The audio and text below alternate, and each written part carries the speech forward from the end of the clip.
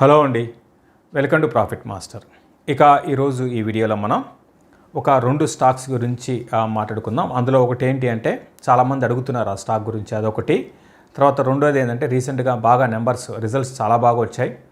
So NBFC stock అనమాట. మంచి growth, అంటే చాలా 50% రెవెన్యూ గ్రోత్ అనమాట. సో దాని గురించి మాట్లాడుకుందాం. సో దానికంటే ముందు ఓవరాల్గా నిఫ్టీ గురించి ఎలా ఉంటుంది. మనం చూసాము నిఫ్టీ దగ్గరగా 26,000 దాటి పైకి వెళ్ళింది. తర్వాత ఇంకా ముందుకు వెళ్తుంది అనుకున్న టైంలో కొంచెం కిందకు వచ్చింది. అయితే నిఫ్టీ భారీగా ఏం కరెక్ట్ కాలేదు, ఒక 500 పాయింట్లు 600 పాయింట్లు కిందకు వచ్చింది. కానీ ఈ క్రమంలో స్టాక్స్ బాగా పడ్డాయి. మరీ ముఖ్యంగా లాస్ట్ 2-3 రోజులుగా మెజారిటీ మిడ్ అండ్ స్మాల్ క్యాప్లో సెల్లింగ్ అనమాట. రిజల్ట్ బాగా వచ్చినాయి, పడ్డాయి. రిజల్ట్ బాగా రానివి ఇంకా ఎక్కువ పడ్డాయి అన్నమాట. సో కాబట్టి ఏంటి అంటే మిడ్ అండ్ స్మాల్ క్యాప్లో లాస్ట్ ఒక 3 to 4 ట్రేడింగ్ సెషన్లో విపరీతమైన సెల్లింగ్ అనేది ఉంది. ఈరోజు ముఖ్యంగా మరీ ఎక్కువగా మిడ్ అండ్ స్మాల్ క్యాప్లో బాగా సెల్లింగ్ ఉంది. ఫర్ ఎగ్జాంపుల్ మీకు ఎన్ఎస్సిలో డేటా కానీ గమనిస్తే అడ్వాన్స్ డిక్లైన్ రేషియో కానీ గమనిస్తే అడ్వాన్సెస్ దగ్గరగా 523 ఉన్నాయండి. డిక్లైన్స్ దగ్గరగా 2,000 స్టాక్స్ డిక్లేర్, 1976 అంటే దగ్గర 2,000 స్టాక్స్ డిక్లేర్స్. అంటే మెజారిటీ అంతా కూడా ఈరోజు కరెక్ట్ అయినాయి. ఏదో 1% 2% కరెక్ట్ అయినాయంటే కాదు, దగ్గర 3 to 4% కరెక్ట్ అయిన స్టాక్స్ వందలు ఉన్నాయన్నమాట. సో అది ఓవరాల్గా. అయితే ఏం చేయాలి ఈ టైంలో, నిఫ్టీ పరిస్థితి ఏంటి, అదేవిధంగా స్టాక్స్లో ఫ్రెష్ బయింగ్ చేయాలా, లేకపోతే ఈ విధంగా కరెక్ట్ అవుతున్న వాటిలో ఏదైనా ఎగ్జిట్ కావాలా, ఎటువంటి వాటిలో ఎగ్జిట్ కావాలని చూద్దాం. నిఫ్టీ పరంగా అయితే నేను అనుకోవడము 25,400 ఆ లెవెల్స్లో కొంచెం ఆగడానికి అవకాశం ఉందనిపిస్తుంది. తర్వాత బౌన్స్ అయితే మళ్ళీ అగైన్ 26,200 ఆ లెవెల్లో బాగా రెసిస్టెన్స్ అనేది ఫేస్ చేయొచ్చు. ఇక్కడ సపోర్ట్ తీసుకొని పెరగడం స్టార్ట్ అయితే ఈ క్రమంలో మనం మిడ్ అండ్ స్మాల్ క్యాప్ ఇప్పుడే అనుకున్నాం కదా, వీటిలో ఏం చేయాలి. ఒకటి, మీరు క్వాలిటీ స్టాక్లో ఉంటే ఎప్పుడు కూడా మిడ్ అండ్ స్మాల్ క్యాప్ ఎలా ఉంటుందంటే పడితే ఎక్కువగా అంటే 5% 6% ఈ విధంగా ఉంటుందండి. మీరు ప్యానిక్ కావకండి, కంగారు పడాకండి. అంటే క్వాలిటీ స్టాక్లో ఉంటే మీరు కంగారు పడాకండి. ఇవన్నీ మామూలే స్టాక్ మార్కెట్లో, ఒకరోజు అట్లా ఒకరోజు ఇట్లా జరుగుతూ ఉంటే మనం పెరిగినప్పుడు మనం ఆనందపడిపోయి పడినప్పుడు మనం డీలా పడిపోతే కాదు. మీ విజన్ లాంగ్ టర్మ్ ఉండాలి. అందుకే పదే చెప్తూ ఉంటాను, ఇవన్నీ కూడా జరుగుతూ ఉంటాయి స్టాక్ మార్కెట్లో. కాబట్టి ఏంటంటే లాంగ్ టర్మ్కి మంచి స్టాక్లో ఉంటే హోల్డ్ చేయండి. అదే ఎక్స్పెన్సివ్ స్టాక్ లాంటి ఎక్స్పెన్సివ్ అనుకుంటే మీరు ఎగ్జిట్ కాండి. దాంతోపాటు మనం చూస్తూ ఉంటాం ప్రతి బుల్ మార్కెట్ ఇప్పుడు కూడా ప్రతి సందర్భంలోనూ కూడా స్టాక్ మార్కెట్లో ఎలా ఉంటుందంటే ఒక్కొక్క టైంలో కొన్ని స్టాక్స్, కొన్ని సెక్టార్స్ షార్ప్గా పెరగడము జరుగుతుంటుంది, పడ్డము జరుగుతుంటుంది. అటువంటి స్టాక్లో ఉంటే మీరు ఎగ్జిట్ కావాలి. అటువంటి హాట్ స్టాక్స్ అంటుంటాం, అంటే ఎక్కువగా దాని గురించి చర్చించుకోవడం, అందరు దాని గురించి మాట్లాడుకోవడం, ఇవి జరుగుతూ ఉంటాయి. అటువంటి స్టాక్లో ఉన్నా కూడా మీరు ఎగ్జిట్ కాండి. దీంతోపాటు మరీ ముఖ్యంగా ఐపీఓస్ అండి. ఐపీఓస్ అయితే ఇంకా అరాచకం అని చెప్పాలి. సో అందరూ కూడా ఎలా వస్తున్నారంటే ప్రమోటర్స్ ఐపీఓస్ని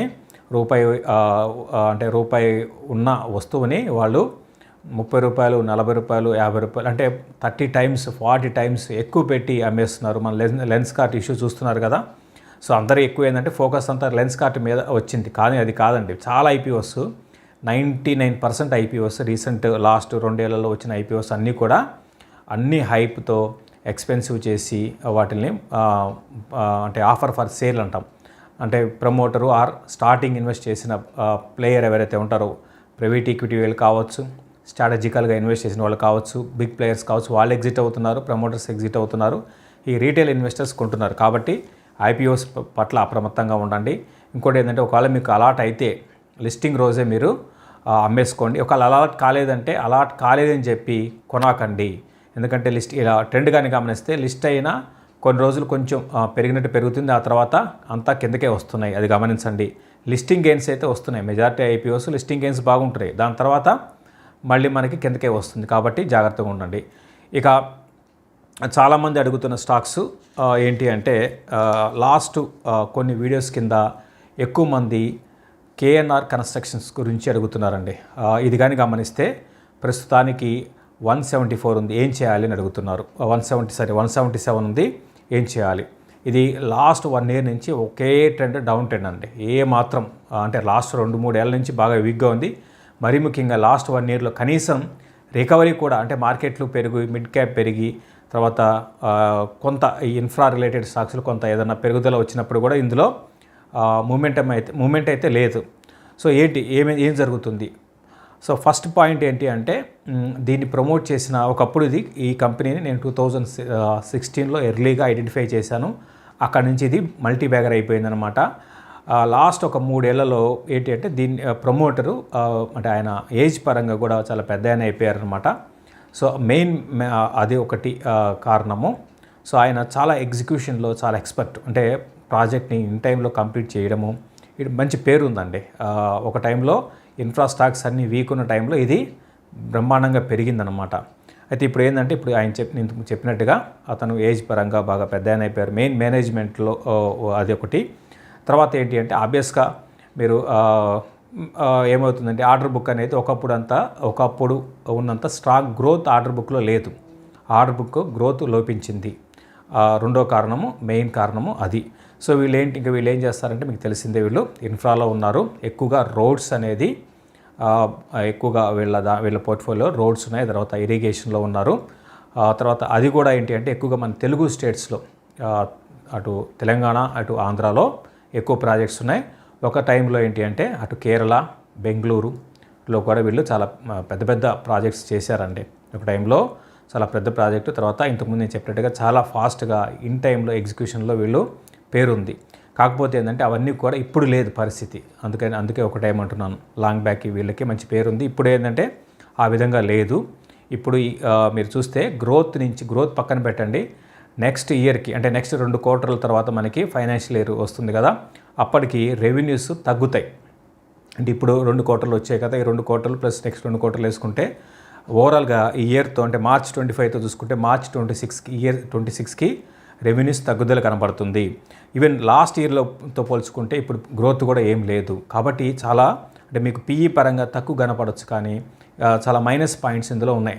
మెయిన్ మైనస్ పాయింట్ పరంగా ఏంటంటే మేనేజ్మెంట్లో అతను ప్రమోటర్ ఎవరైతే ఉన్నారో కంపెనీని ఇన్ని రోజులు బాగా ఈ కంపెనీ ఎదగడానికి తోడ్పడ్డ మేనేజ్మెంట్ ఎవరైతే మెయిన్ ప్రమోటర్ ఉన్నారో ఆయన ఏజ్ పెరిగింది. కాబట్టి నేనైతే ఈ స్టాక్ని వద్దని చెప్తానండి.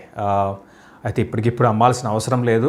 కొంచెం ఇక్కడి నుంచి కొంత బౌన్స్ కానీ రాగలిగితే ఈ స్టాకు 220 అట్లా వెళ్తుంది. అట్ ద సేమ్ టైం నెంబర్స్ని మీరు చూసుకోండి. అయితే మధ్యలో ఏంటి అంటే ఏదన్నా మంచి స్ట్రాంగ్ వీళ్ళకి ఆర్డర్ కానీ ఏదైనా వస్తే అది కూడా చూడండి, కీన్గా అబ్జర్వ్ చేయండి. ఏదైనా స్ట్రాంగ్ ఆర్డర్ కానీ రాగలిగితే కొంచెం స్టాక్లో ఒక రిలీఫ్ ర్యాలీ అనేది రావడానికి అవకాశం ఉంటుంది. అట్ ద సేమ్ టైం నెంబర్స్ని ట్రాక్ చేయండి.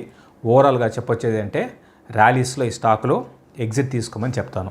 ఇది కేఎన్ఆర్ కన్స్ట్రక్షన్స్ గురించి. తర్వాత ఒకటి స్టాక్ ఏంటి అంటే ఇప్పుడు మనం చెప్పుకునేది పూర్తిగా ఇన్వెస్ట్మెంట్ కోసము, అది కూడా 3 to 4 years చేసుకోవాలి, టైం పెట్టుకోవాలి, షార్ట్ టర్మ్ కోసం కాదు. రీసెంట్గా బాగా నెంబర్స్ అనౌన్స్ చేసిన సెక్టర్స్ కానీ గమనిస్తే అంటే చాలా వచ్చాయనుకోండి. అందులో 2 సెక్టర్లో నేను క్లీన్గా అబ్జర్వ్ చేసింది ఏంటంటే కెమికల్ ఒకటి, ఎన్బిఎఫ్సిస్ బాగా వచ్చాయి.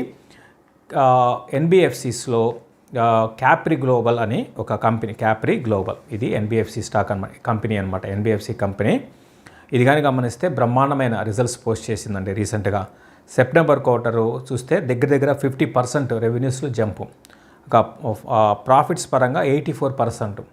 లాస్ట్ ఇయర్ ఇదే టైంకి 97 crores ఉంటే ఈరోజు 236 crores. అదేవిధంగా రెవెన్యూస్ కానీ గమనిస్తే 752 crores నుంచి 1121 crores అనమాట. చాలా స్ట్రాంగ్ నెంబర్స్ అని చెప్పొచ్చు. ఇక బిజినెస్ మోడల్ ఏంటి వీళ్ళ ఎన్బిఎఫ్సి, ఇంతకుముందు నేను చెప్పినట్టుగా ఎన్బిఎఫ్సి వీళ్ళు చేసేది ఏంటి అంటే ఎన్బిఎఫ్సిలో గోల్డ్ లోన్స్ ఇస్తారు.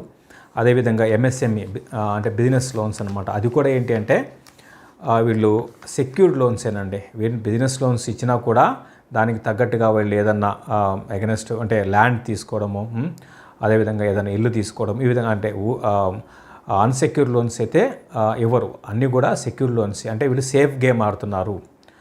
తర్వాత టికెట్ సైజ్ కూడా గమనిస్తే వీళ్ళకి ఎంఎస్ఎంఈకి చాలా చిన్నది, అంటే 17 lakhs మాత్రమే అనమాట. సో ఇంకోటి ఏంటంటే డైవర్సిఫైడ్ చేస్తారు, అంటే ఒక దాని మీద కాకుండా అన్నిటి మీద వీళ్ళు లైక్ ఇంతకుముందు చెప్పినట్టుగా గోల్డ్ లోన్స్ ఒకటి, తర్వాత సో కన్స్ట్రక్షన్కి దగ్గర 7 crores దాకా ఇస్తారు. అది కూడా ఏంటి అంటే ల్యాండ్ ఉంటుంది కాబట్టి ఓకే ల్యాండ్ తాకట్టు పెట్టుకొని ఈ విధంగా అనమాట. అన్నీ కూడా ఏంటి అంటే చాలా సెక్యూర్గా లోన్స్ అనమాట. సో అది వీళ్ళ బిజినెస్ మోడలు. కాబట్టి ఏంటంటే వీళ్ళకి పెద్దగా ఎన్పిఎస్ బాధ అయితే ఉండదు. ఎందుకంటే సెక్యూర్ లోన్స్ కాబట్టి రేపొద్దున వాళ్ళు ఏమైనా వాళ్ళు లోన్ పే చేయడంలో ఫెయిల్ అయితే వీళ్ళు వాళ్ళ అసెట్ని తీసుకోవడం ఏదో ఉంటుంది, వాళ్ళు తాకట్టు పెట్టిన ఏదో ఉంటుంది కదా దాన్ని తీసుకుంటారు అనమాట. కాబట్టి మనకి కంగారు లేదు. తర్వాత ఈవెన్ కార్ లోన్లో కూడా ఉన్నారు. కార్ లోన్ కూడా మీకు తెలిసిందే సేఫ్ అనమాట. అంటే ఓవరాల్గా చెప్పొచ్చు ఏంటంటే సేఫ్ గేమ్ ఆడుతున్నారు. ఎన్బిఎఫ్సిలో వీళ్ళు సేఫ్గా ఆడుతున్నారు. కాబట్టి ఏంటంటే మార్జిన్స్ కూడా బాగానే ఉన్నాయండి. మార్జిన్స్ కూడా పర్లేదు బాగానే ఉన్నాయి. సో ఓవరాల్గా అయితే ఇక మనకి సౌత్లో లేదు ఇది కంప్లీట్గా. వీళ్ళకి ఏంటి అంటే ఎక్కువగా రాజస్థాను, గుజరాత్, ఇక్కడ మధ్యప్రదేశ్ ఈ 3 స్టేట్స్లో మెయిన్ బిజినెస్ అంతా వీళ్ళకి వచ్చేది మధ్యప్రదేశ్, రాజస్థాన్, గుజరాత్ అనమాట. ఎక్కువగా మార్వాడి కమ్యూనిటీ నుంచి వీళ్ళకి బాగా అంటే ఈ 3 మనకు చూస్తే ఎక్కువగా మర్వారీ కమ్యూనిటీ అంటాం. మార్వాడి అనొచ్చు, మర్వారీ అనొచ్చు. అక్కడి నుంచి వీళ్ళకి బాగా బిజినెస్ వచ్చే అంటే స్టేట్లు అనమాట ఇవి. సో ఏదేమైనప్పటికి కూడా ఈ స్టాక్ అయితే ఫ్యూచర్లో కొంచెం పెరగడానికి, న్యూ హైస్ని తాకడానికి త్వరలో కనపడుతుంది. లాంగ్ టర్మ్కి బాగుండే అవకాశాలు ఉన్నాయి. దీనికి తోడు మన ఇండియాలో ఏంది అంటే ఈ ఎన్బిఎఫ్సి స్టాక్స్కి బాగా ఎప్పుడు లేని అంత లాస్ట్ 2-3 ఏళ్లలో ఫైనాన్షియల్స్ బాగా అంటే ఫైనాన్షియల్స్ కాదు గ్రోత్ బాగా కనపడుతుందండి. ఎందుకంటే ఎక్కువ మంది కూడా కొత్త బిజినెస్లు పెట్టడానికి అదేవిధంగా అడ్వెంచర్స్ చేస్తున్నారు. ఇంతకుముందులాగా కాకుండా ఇంతకుముందు ఎలా ఉండేదంటే మన ఇండియాలో జాబ్ చేయడము, చదువుకోవడము, జాబ్ చేయడం ఇట్లా ఉండేది. ఇప్పుడు ఆ విధంగా లేదు. సో ఇప్పుడు ఏంటంటే ఎక్కువ మంది వ్యాపారంలోకి దిగుతున్నారు. చిన్న వ్యాపారం కావచ్చు, పెద్ద వ్యాపారం కావచ్చు, రిస్క్ తీసుకుంటున్నారు అనమాట. దాని కారణంగా ఏంటంటే ఇటువంటి కంపెనీస్కి, ఎన్బిఎఫ్సిస్కి బాగా ఫ్యూచర్ ఉంటుంది.